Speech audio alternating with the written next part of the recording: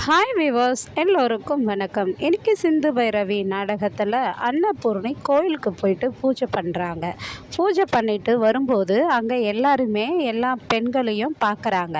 பார்த்துட்டு அவங்க தெரிஞ்சவங்க அவங்கக்கிட்ட வாங்கம்மா வணக்கம்மா அப்படின்னு சொல்கிறாங்க. அவங்க எல்லாம் ரொம்ப நன்றிம்மா, நீங்கள் எல்லாரும் நான் சொன்ன உடனேயே என் பேச்சை கேட்டு அந்த ஸ்னேகா வீட்டுக்கு போயிட்டு அவளுக்கு அந்த பதில் அடி கொடுத்தீங்களே அதுக்கு ரொம்ப நன்றி அப்படின்றாங்க. இல்லைம்மா, அவள் இனிமேல் வாயே திறக்க மாட்டா. அப்படி வாயை திறந்தான்னு வச்சுக்கோங்களேன், எங்ககிட்ட சொல்லுங்கள், நாங்கள் பார்த்துக்குறோம் அவளை அப்படின்னு சொல்லிட்டு அவங்களாம் சொல்கிறாங்க. ரொம்ப நன்றிம்மா எனக்காக வந்து உதவி பண்ணதுக்குன்னு சொல்லிட்டு பேசிட்டு வராங்க. அதுக்கப்புறம் கோயிலேருந்து வெளியே வர வழியில் சத்யராஜை பார்க்குறாங்க. சத்யராஜும் பார்க்குறாரு. பார்த்துட்டு தங்கச்சி அப்படின்றாரு. அண்ணே என்னண்ணே வாங்கண்ணே அப்படின்றாங்க. மா, நான் எல்லாமே கேள்விப்பட்டேம்மா. அதாவது அந்த ஸ்னேகா வந்து சிவா மாப்பிள்ளைய தப்பாக பேட்டி கொடுத்ததும், சிந்துவை பற்றி தப்பாக பேசி அவள் தட்டி கேட்க போனப்போ அவளை அடித்து அமைச்சதும் அதை எல்லாத்தையும் கேள்விப்பட்டேன். அதுக்காக நீ எல்லாரையும் கூட்டிகிட்டு போயிட்டு ஸ்னேகாவை செம்ம அடி அடிச்சியாமம்மா. நான் அதனால் அதை நினைக்கும் போது எனக்கு ரொம்ப சந்தோஷமாக இருக்குது அன்னபூர்ணி. நீ எவ்வளோ பெருந்தன்மையாக நடந்திருக்க. ஆனால் அன்னபூர்ணி, நான் ஒன்று சொல்கிறேன், சிந்து செய்தது தப்பு தான். ஆனால் அவளை மன்னித்து சிவா மாப்பிள்ளையே ஏற்றுக்கிட்டப்போ நம்ம பெரியவங்களும் நம்ம மன்னிச்சு அவளை சேர்த்து வைக்கிறது தாம்மா பெருந்தன்மை. என் மனசில் வந்து ரொம்ப நாளாக இது ஓடிக்கிட்டே இருக்குதும்மா.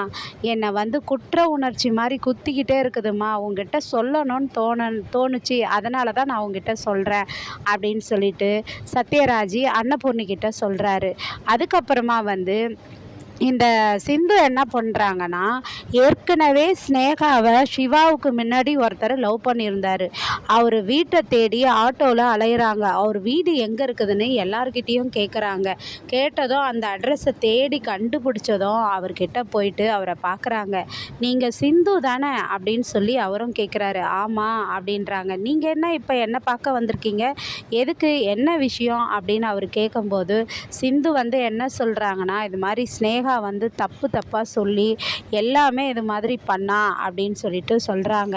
அப்போ வந்து சிவாவை பற்றி தப்பாக பேட்டி கொடுத்துட்டா, அவள் இன்னொரு முறை சொல்லாமல் இருக்கணும்னா எனக்கு வந்து உங்களுடைய உதவி தேவை அப்படின்னும் சொல்கிறாரு. சொன்னதும் உடனே வந்து அவர் என்ன சொல்கிறாருன்னா, சரி நான் என்ன உதவி பண்ணணும் உங்களுக்கு, நீங்கள் சொல்லுங்கள் அப்படின்னு கேட்குறாரு. சிந்துவும் எல்லா விஷயத்தையும் சொல்கிறாங்க. அதுக்கப்புறமா வந்து சிவா வந்து சிந்துக்கிட்ட, அன்னபூர்ணி பெரியம்மா உனக்காக ஸ்னேகாவை போயிட்டு செம்ம அடி அடிச்சிருக்காங்க சிந்து. அதனால் வந்து கூடிய சீக்கிரத்துலேயே நீங்கள் வந்து கண்டிப்பாக மன்னிச்சிருவீங்க, அன்னபூர்ணி பெரியம்மா மன்னிச்சிருவாங்கன்னு சொல்கிறாரு. சிவாவுக்கிட்டேயும் பேசுகிறாங்க அன்னபூர்ணி. இது மாதிரி தேங்க்ஸ் பெரியம்மா, நீங்கள் வந்து சிந்துக்காக போய் பேசியிருக்கீங்களேன்னு சொல்கிறாரு. அதுக்கு வந்து அவங்க அன்னபூர்ணி சொல்கிறாங்க, சிந்து இல்லை, வேறு எந்த பொண்ணாக இருந்தாலும் அந்த இடத்துல நான் இப்படி தான் நடந்திருப்பேன், சப்போர்ட் பண்ணியிருப்பேன் அப்படின்னு சொல்கிறாங்க.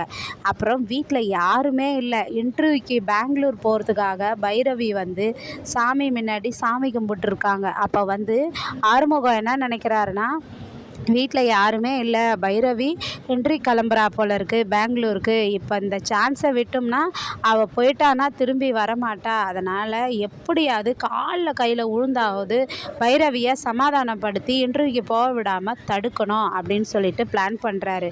அப்புறம் பைரவி சாமி கும்பிட்டு இருக்கும்போது ஆறுமுகம் போயிட்டு பைரவி காலில் பாத்துன்னு விழுந்துடுறாருங்க. விழுந்து, பைரவி பைரவி என்னை மன்னிச்சிரு பைரவி, நான் ஏதோ தெரியாமல் செஞ்சிட்டேன் பைரவி, உன் மேலே இருக்கிற பாசத்தில் செஞ்சிட்டேன் பைரவி, என்னை விட்டு போயிடாத பைரவி, இன்டர்வியூக்கெல்லாம் ப்ளீஸ் பைரவி, நீ இரு பைரவி, என்னை மன்னிச்சிரு பைரவின்னு காலை பிடிச்சிக்கிட்டு விடவே இல்லைங்க. பைரவியா ஆறுமுகம் காலை விடு காலை விடு காலை விடுன்றாங்க. ஆனால் நான் இன்னும் அவர் காலை பிடிச்சிக்கிட்டே இருக்கிறாரு. நாளைய கதையில் பைரவி சாந்தமாவாங்களா இல்லை இன்டர்வியூக்கு கிளம்பிடுவாங்களான்ற கதையை தொடர்ந்து பார்ப்போம். அது வரையும் காத்திருப்போம். நன்றி, பாய்.